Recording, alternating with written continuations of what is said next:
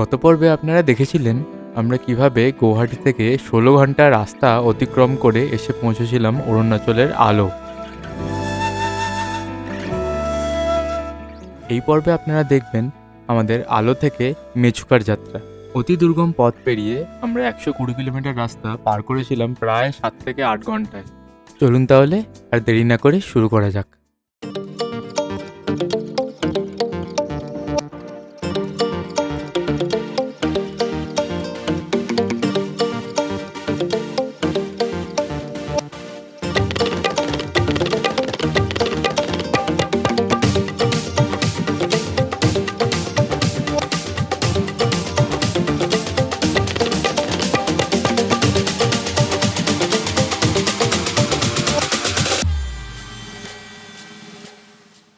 Good morning আপনাদের সবাইকে from আলো। যেমন আপনারা দেখেছিলেন আমরা কাল রাতে এসে পৌঁছেছি আলোতে। আর এই আমার পেছনে হচ্ছে সেই হোমস্টে, রেই হোমস্টে। খুবই সুন্দর, অনেকটা জায়গা নিয়ে ছড়ানো, যদিও আমাদের এক্সপ্লোর করার টাইম নেই আজকে। আর এই হচ্ছে আলো, প্রচুর গ্রিনারি এখানে হোমস্টেটায়, চারিদিকে প্রচুর গাছপালা, খুব সুন্দর করে গোছানো সাজানো একটা হোমস্টে।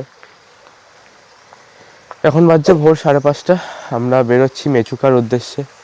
যেমন আপনাদের বলেছিলাম যে এখানে রাস্তা বন্ধ হয়ে যায়, তো তার আগে আমাদের যেতে হবে, 9:30টার আগে আমাদের ওই পয়েন্টে পৌঁছতে হবে, তাহলে আমরা বেরিয়ে যেতে পারবো এখনকার মতো। চলুন আর দেরি না করে আমাদের বাহন রেডি, বেরিয়ে পড়া যাক মেচুকার উদ্দেশ্যে।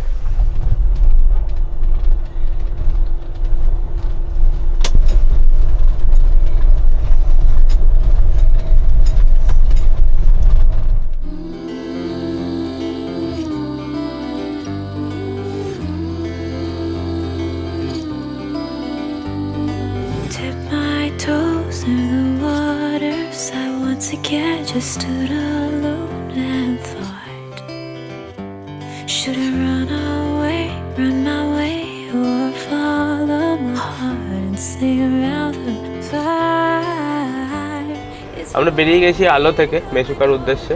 এখনও অবধি রাস্তা খুবই ভালো, মোটামুটি 20-25 কিলোমিটার এলাম আলো থেকে। খুবই ভালো রাস্তা, তবে আকাশের অবস্থা খুব একটা ভালো না। জানি না কোথায় গিয়ে বৃষ্টি নামবে বা রাস্তা খারাপ থাকবে। হিসেব অনুযায়ী দেখাচ্ছে 12টার মধ্যে আমাদের পৌঁছে যাওয়ার কথা, কিন্তু সেটা কখনোই পৌঁছাবো না আমরা, কারণ কি রাস্তার অবস্থা খুবই খারাপ। সামনে কাজ হয়, তো আর্মি থেকে বন্ধ করে রাখে, বিআরও থেকে কিছুক্ষণের জন্য বন্ধ করে রাখে, আবার কিছুক্ষণ পর খোলে, এরকমভাবে। আমাদের হোমস্টের ওনার বললেন যে 9টা থেকে 9:30 নাগাদ বন্ধ করে, তো আপনারা চেষ্টা করুন তার আগে, এখান থেকে 3 ঘন্টা লাগে যেখান থেকে বন্ধ করে রাস্তাটা, তো সেখানে পৌঁছে যাওয়ার। গাড়ি তখন ছেড়ে দেয়, আবার যদি বেশি গাড়ির লাইন জমে যায় তখনই আবার খোলে রাস্তা, তাছাড়া 4টের সময় খোলে, তার আগে খোলে না। আমরা ঠিক আছে তাড়াতাড়ি বেরোবো, তো বেরিয়ে গেছি আমরা 5:30টার মধ্যেই বেরিয়ে গেছি, দেরি করিনি। আশা করছি 9টা থেকে 9:30টার মধ্যে পৌঁছে যাবো, যেখান থেকে রাস্তা বন্ধ হয়, আর আমরা বেরিয়ে যেতে পারবো। রাস্তাটা খুবই সুন্দর, আর মানে তার সাথে কমপ্লিমেন্ট করছে হচ্ছে এই প্রকৃতি।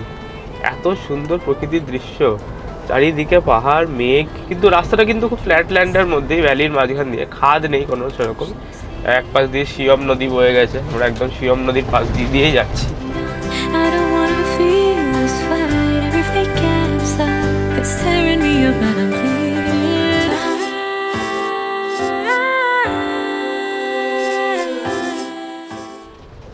এই খারাপ রাস্তা শুরু হলো এবার। খারাপ রাস্তা মানে রাস্তার কাজ চলছে তৈরি হবার। এটা রাস্তা টেম্পোরারি করেছে যে গাড়ি যাওয়ার জন্য, উপর দিয়ে মেন NH13টা যেটা তৈরি হচ্ছে, যেটা আমরা এলাম এতক্ষণ ধরে, এখানে এই পোর্শনটা তৈরি হচ্ছে, তাই জন্য এখানে টেম্পোরারি রাস্তাটা করা। রাস্তা বলে কিছু নেই, রাস্তার মধ্যে বৃষ্টি হয়ে পুরো স্লাজ হয়ে গেছে একদম, এটার জন্যই সময়টা বেশি দেখাচ্ছে। আমরা 60 কিলোমিটারের মতন রাস্তা এসেছি উইদাউট এনি ইন্টারাপশন, একদম চকচকে রাস্তা পুরো। এখন এবার একটু ধৈর্যের পরীক্ষা আর নিজের ড্রাইভিং স্কিলের পরীক্ষা।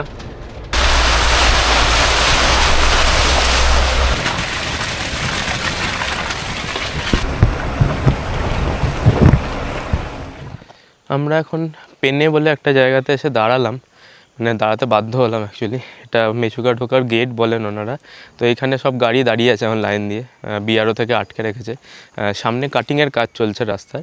এখান থেকে 89 কিলোমিটার দেখাচ্ছে মেচুকা। কিন্তু সময় লাগবে অনেকক্ষণ। এখানকার লোকালসের জিজ্ঞেস করলাম, ওনারাই বললেন যে আরও 3-4টে জায়গায় এখন ব্লকিং আছে এর আগে, আর এরপরে রাস্তা পুরোটাই খারাপ। এখনও অবধি বলতে গেলে 20-25 কিলোমিটার খারাপ পেয়েছি আমরা এলাম প্রায় 100 কিলোমিটারের মতন, তার মধ্যে 20-25 কিলোমিটার খারাপ ছিল, বাকি পুরোটা একদম ঝাঁচকচকে রাস্তা তৈরি হয়ে গেছে। মানে thanks to our Indian government যে এরকম একটা জায়গায় এখানকার লোকরা এতটা ডিপ্রাইভড ছিলেন, তারপরে এত ভালো একটা রাস্তা পেয়ে মানে সত্যি মানে কিছু বলার নেই। এরকম একটা জায়গায় এত ভালো রাস্তা থাকতে পারে ভাবাই যায় না। তো আশা করছি সামনের 1-2 বছরের মধ্যে যারা আসবেন, মেচুকা যাওয়ার পুরো রাস্তাটাই তৈরি হয়ে যাবে, আর বেশি বাকি নেই, 70-80 কিলোমিটার মতন বাকি রয়েছে, তাহলে পুরোটা হয়ে যাবে। আর অনায়াসে চলে আসতে পারবেন সবাই আবার। আগে খুব দুর্গম ছিল, এখনও মোটামুটি কষ্টেরই, দেখলেন তো রাস্তাটা আপনারা কতটা কষ্ট করে এলাম। আর যেখানে খারাপ সেখানে মানে রাস্তা বলে কিছু নেই, আর বৃষ্টি হয়েছে কাল গত রাতে, তো একদম পুরো কাদা স্লাজে ভর্তি হয়ে রয়েছে। এবার দেখি 9:30 এখানে গেট খুলবে, 9:30 থেকে 12:30 অবধি খোলা থাকে গেট, তারপর আবার বন্ধ হয়ে যায়।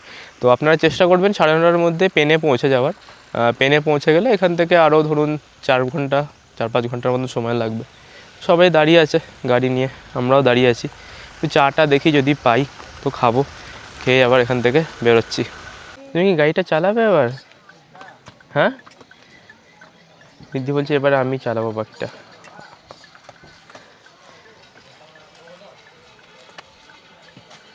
এই গেট খুলছে, চলুন বেরোনো যাক। তো ম্যাগি খেয়ে নিলাম আমরা, দেরি হয়ে যাবে না, সব হুড়ুমুড়ি হয়ে গেছে। চলুন, আমরা জাস্ট গেটটা থেকে বেরোলাম, 5 মিনিট হয়েছে। মানে একটা খাবার হোটেলও রয়েছে পেনে, যেটা বললাম জায়গাটার নাম পেনে।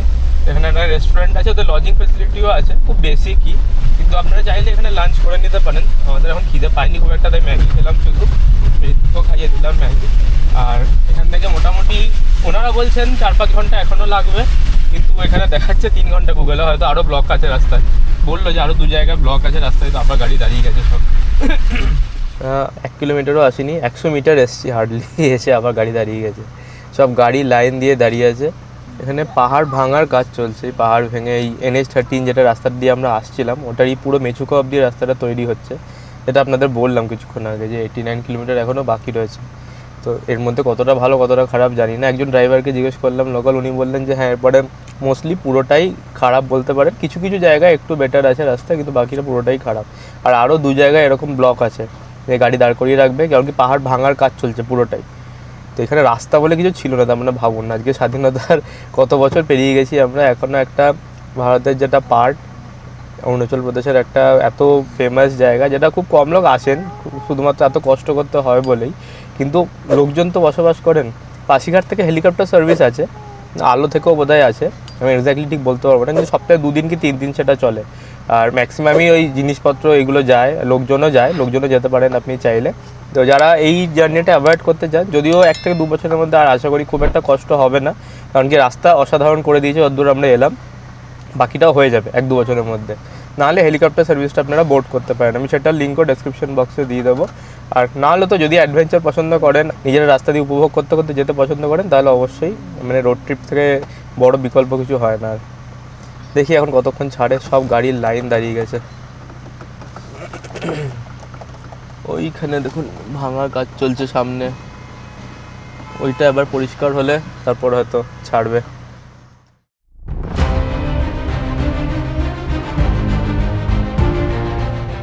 পেনে পৌঁছানোর আগে অবধি আমরা ভাবছিলাম এটাই হয়তো খারাপ রাস্তা, এরপরে হয়তো ভালো রাস্তা পাবো, কিন্তু না, আমাদের আসল পরীক্ষা শুরু হলো পেনে পেরোনোর পর। 70 থেকে 80 কিলোমিটার রাস্তা আমরা মোটামুটি অফরোডিং করেই গেলাম। কিছু সময় তো আপনার এটাও মনে হতে পারে ধুর আর যাবো না, এই রাস্তায় কেউ যায়, রাস্তা বলেই কিছু নেই।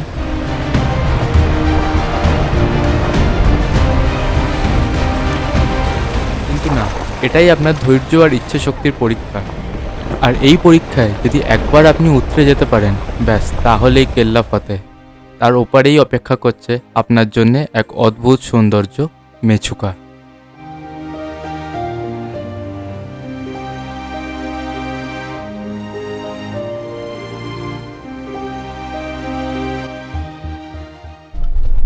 আমরা এই জাস্ট টাটো পৌঁছালাম, এখনো 50 কিলোমিটার মতন বাকি, 49 কিলোমিটার এখান থেকে মেচুকা।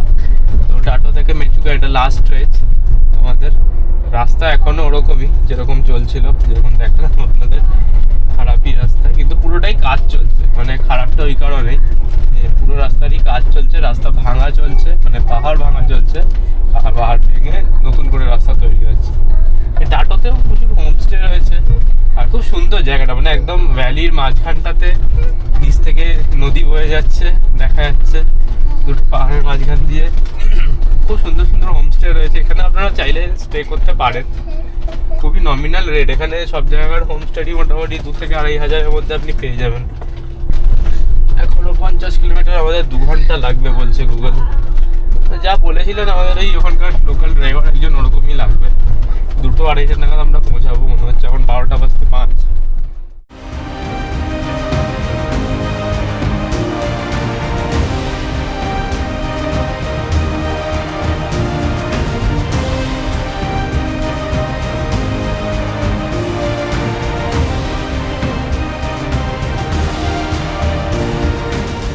ফাইনালি আমরা পৌঁছে গেছি মেচুকা। ওই দেখো পাহাড়ের উপরে দেখা যাচ্ছে যে বিখ্যাত মেচুকা লেখা, আর তার পেছনে বরফে ঢাকা পাহাড়, আর এই হচ্ছে শিয়ম নদী বয়ে যাচ্ছে তার পাশ দিয়ে। লাস্টের 10 কিলোমিটার রাস্তা, মানে রাস্তা বলা ভুল, একদম কাঁদিয়ে দিয়েছে পুরো একদম। লাস্ট 10 কিলোমিটার রাস্তা আমাদের আসতে প্রায় 40 মিনিট থেকে 1 ঘন্টা লাগলো। এখনো 3 কিলোমিটার বাকি আছে। মানে কিচ্ছু নেই রাস্তায়, কিচ্ছু নেই, শুধু বোল্ডার আর জল জমে চারিদিকে। অসম্ভব বাজে রাস্তা লাস্টের 4-5 কিলোমিটার। 4-5 কিলোমিটার 10 কিলোমিটার মতনই হবে না, লাস্টের 10 কিলোমিটার মতন রাস্তায় এরকম।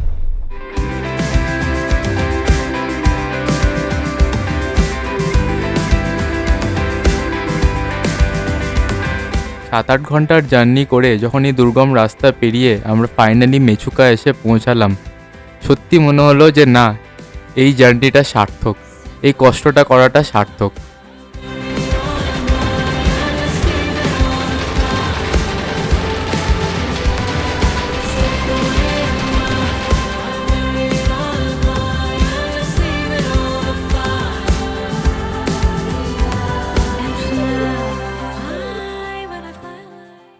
আমরা এই জাস্ট এসে পৌঁছালাম আমাদের রিসর্টে, যেটা বুক করা ছিল আমাদের মেচুকাতে।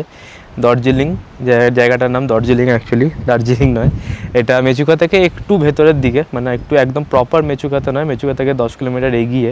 তো এই জায়গাটার নাম দার্জিলিং, আর এই রিসর্টটার নাম হচ্ছে 0 kilometre resort, Darjeeling 0 kilometre resort. খুব ফেমাস একটা রিসর্ট এটা এই এরিয়ার মধ্যে। খুব কম অ্যাকোমোডেশন এদের, কিন্তু খুব কোয়ালিটি অ্যাকোমোডেশন এই এরকম একটা জায়গাতে। আর দেখতে পাচ্ছেন আমার পেছনে কটেজগুলো, এইটা হচ্ছে আমাদের কটেজ, এটা আমরা তো রয়েছি। আর তার ব্যাকড্রপটা দেখুন, এইটা হচ্ছে আমার পিছনে ব্যাকড্রপ, আর কটেজের ভেতরে ব্যাকড্রপটা আমি আপনাদের দেখাচ্ছি। তার আগে সামনেটা দেখুন একবার।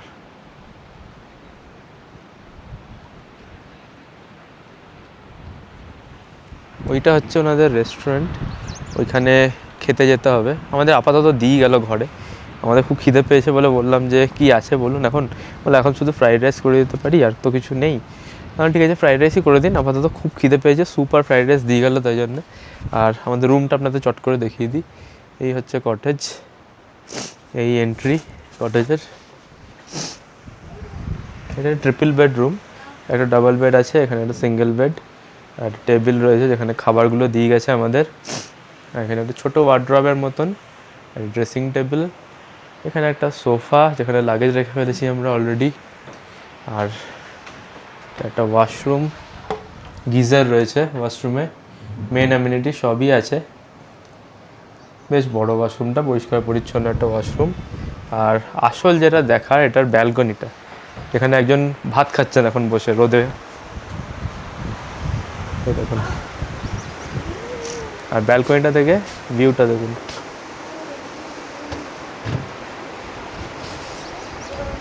নদী বয়ে যাচ্ছে, আর এখানে রিদ্ধি ভাত খাচ্ছে। আমাদের এই রুমটা পার ডে কস্ট পড়েছে 3,000 টাকা পার ডে। আমরা 2 দিন থাকবো, আজকে আর কালকে, তো 3-3 6,000 টাকা। আর খাবারের চার্জ আলাদা, 350 টাকা করে পার ডে। ননভেজ 350 আর ভেজ হচ্ছে 300। এবার আপনি যেটা নেবেন, ননভেজের মধ্যে চিকেন, ফিশ, পর্ক আছে, যেটা আপনি নেবেন সেটাই দেবে ওনারা।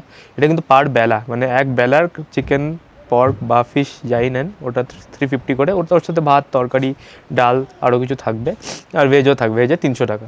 তো যেটা ইচ্ছে আপনারা নিতে পারেন। এই হচ্ছে মোটামুটি খরচ এখানে, আর খুবই নমিনাল, মানে এরকম একটা ভিউ, এটা ভাবতে পারছেন একটা হোটেল হলে এখানে কত টাকা চার্জ করতে পারতো তারা। চলুন ফ্রেশ হয়ে খেয়ে নিই, খেয়ে একটু এদিকে একটু দেখি হেঁটে বেরোনো যায় কি না। গাড়িটার অবস্থা দেখুন শুধু একবার, তাহলে বুঝতে পারবে যে রাস্তার কী অবস্থা ছিল। চলুন খেয়ে নেওয়া যাক। এই জাস্ট উঠলাম ঘুম থেকে, 4:10 শুয়েছিলাম, এখন 6:30 বাজছে। ঠান্ডা, বেশ ঠান্ডা, মানে 7-8 ডিগ্রির মতন ঠান্ডা হবে, 7-8 না হলেও 10-11 তো হবেই আরামসে ঠান্ডা। প্রচণ্ড ঘুম পেয়েছিল, এত টায়ার্ড, কদিন ধরে গাড়ি চালাচ্ছি। ফ্রাইড রাইসটা খেয়ে একটু বারান্দায় বসছিলাম, তাও দেখলাম না আর বসে থাকা যাচ্ছে না, শুলাম, এসে একদম ঘুমিয়ে গেছি। সবাই মানে আমি, মমিতা, রিদ্ধি, 3জনই এই উঠলাম, রিদ্ধি এখনও ঘুমাচ্ছে। 6:30 বাজে, 2.5 ঘন্টা একদম টান টান ঘুম, তার মধ্যে বাইরে একদম মুষলধারে বৃষ্টি হচ্ছে, মানে এখন থেমেছে, যতক্ষণ ঘুমিয়েছি ততক্ষণ হয়েছে। তো এখানে বাইরে মোটামুটি অন্ধকারই এখন, যেহেতু এটা একদমই রিমোট এরিয়া, তো খুব কম লাইট, বাড়িতেও একদম ছোটো ছোটো বাল্ব দেওয়া রয়েছে যে এরকম রুমগুলোতে। আর গিজার যদি চালান তো এই বাল্বগুলো ভোল্টেজ ডাউন হয়ে যাচ্ছে, এতটাই টানছে কারেন্টে। তো তাই জন্য গিজারটা বলেছে যখন লাগবে তখন শুধু চালাবেন, বাকি সময় বন্ধ করে দেবেন। ঠিক আছে, চালিয়ে দেবো। আর একটু চা নিয়ে এলাম, মানে এখানে নতুন জিনিস দেখুন আপনাদের দেখাই, এই একটা করে ওয়াকি টকি দিয়েছে প্রতিটা রুমে। এই রুম থেকে আমাদের রুম নাম্বার লেখা রয়েছে, তো সেই ওয়াকি টকি দিয়ে এখানে প্রেস করে বলতে হচ্ছে যে কী লাগবে, আমাদের জল টল লাগুক বা কোনো প্রবলেম হোক, তো এটা দিয়ে বলতে হচ্ছে, তো ওনারা ওখান থেকে উত্তর দিচ্ছেন, কোনো দরকার হলে এসে দিয়ে যাচ্ছেন সেই জিনিসগুলো। তো এইটা খুব ইনোভেটিভ লেগেছে আমার, যেখানে মোবাইলের নেটওয়ার্ক নেই, কিচ্ছু নেই, ওয়াইফাই নেই, যেটা খুব দরকার এরকম একটা জায়গায় এসে। ফোনের নেটওয়ার্কও নেই, মোবাইল ডেটা তো চলছে না, আর ওয়াইফাই তো নেই এখানে। তো এটাই একমাত্র ভরসা এখান থেকে ওনাদেরকে জানানোর, যে আমাদের কোনো সুবিধা অসুবিধা কোনো কিছু হলে। তো এটা ভালো লেগেছে আমার খুব জিনিসটা, আমি বারবার এটা ইউজ করার জন্যই আরও ওনাদেরকে জ্বালাচ্ছি। মমিতার খুব কষ্ট হচ্ছে, বেচারা মোবাইল নেই তখন থেকে, মোবাইল নিয়ে বসে বসে চেষ্টা করে যাচ্ছে যে যদি একটু নেট আসে, যদি একটু নেট আসে। এসছে নেট? হ্যাঁ, একটু নেট আসেনি? খুব কষ্ট হয়েছে বলো, আহাগো শোনাগো আমার। আপনাদের কিচেনটা দেখাই দাঁড়ান ওনাদের, এটা হচ্ছে किचन। भैया यहाँ पे ट्रेडिशनल फोटोशूट होगा बच्चों का? हाँ, बच्चों का होगा। कितना करके प्राइस है? 100 रुपये। अगर आप मेरे यहाँ पे स्टे कर रहे हैं ना, हाँ। तो उनके लिए फ्री। अच्छा, तो बच्चे के लिए होगा, ड्रेस मिलेगा बच्चे का? बच्चे के लिए होगा, आप कल सुबह आराम से कर सकते हैं। ठीक है, कल सुबह करेंगे। ये ट्राउट फिश रोस्ट করে দিচ্ছে ওনারা, তো আমার দেখে খুব লোভ লাগলো। আমি খেয়েছি একবার মানালিতে, রোস্ট খাইনি, এমনি ট্রাউট ফিশের ভাজাই খেয়েছি। তো এখানে ওনারা করছেন দেখে জিজ্ঞেস করলাম কোন সা ফিশ বললো ট্রাউট ফিশ। এনাদের নিজেদের ফার্ম আছে এখানে, অর্গানিক ফার্ম, এটার পেছনেই এই যে এখানে এটা ফার্ম আছে, এখানে তৈরি করে মানে চাষ করে আর কি। তো সেটারই এখানে বারবিকিউ করছেন ওনারা। আমি যে বললাম করতে, যে আমার জন্য বারবিকিউ বসানো হয়েছে, এই যে এখানে হচ্ছে বারবিকিউ, এইখানে হচ্ছে ये ट्राउट फिश है। ট্রাউট ফিশ বারবিকিউ করে দিচ্ছেন। একটু খেয়ে দেখি, রিদ্ধিও খাক, রিদ্ধি মাছ খায়নি 2-3 দিন, একটু মাছ খাক। আমাদের ডিনার হয়ে গেল, এখন বাজে 10:15 মতন। আমি জানি না নদীর আওয়াজ আপনারা শুনতে পাচ্ছেন কিনা, বৃষ্টিও পড়ছে বাইরে মুষলধারে, আর তার সাথে নদীর গর্জন। যা ঝাল করেছিল পর্কটা, আমি পুরো খেতেও পারলাম না। আর মমিতা তো নিরামিষ, ও খায়নি, ও নর্মাল ফ্রাইড রাইস খেলো শুধু। আর আমি খেলাম পর্ক, আর চিলি পর্ক করেছিল ঝাল করে বলেছিলাম, আর তার সাথে রাইস দিয়েছিল, আর ডাল তরকারি দিয়েছিল, ওটা আর খেলাম না, রিটার্ন করে দিয়েছি, বললাম লাগবে না। রিদ্ধি চিকেনের ডাল দিয়ে ভাত খেয়ে ঘুমিয়ে পড়েছে অলরেডি, প্রচণ্ড টায়ার্ডও, আর পারছেও না।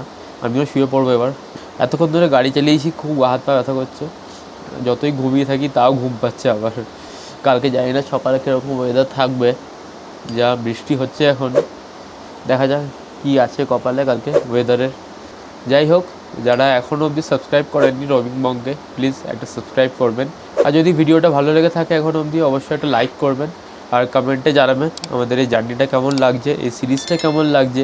যদি কোনো ভুল ত্রুটি হয় সেটাও জানাবেন, যদি কোনো ইনফরমেশান লাগে সেটাও জানাবেন। নাক বন্ধ হয়ে গেছে বলে নটা উচ্চারণ হচ্ছে না ঠিক করে। এখনকার মতো গুড নাইট, দেখা হচ্ছে কালকে সকালে আবার। সবাই ভালো থাকবেন, সুস্থ থাকবেন।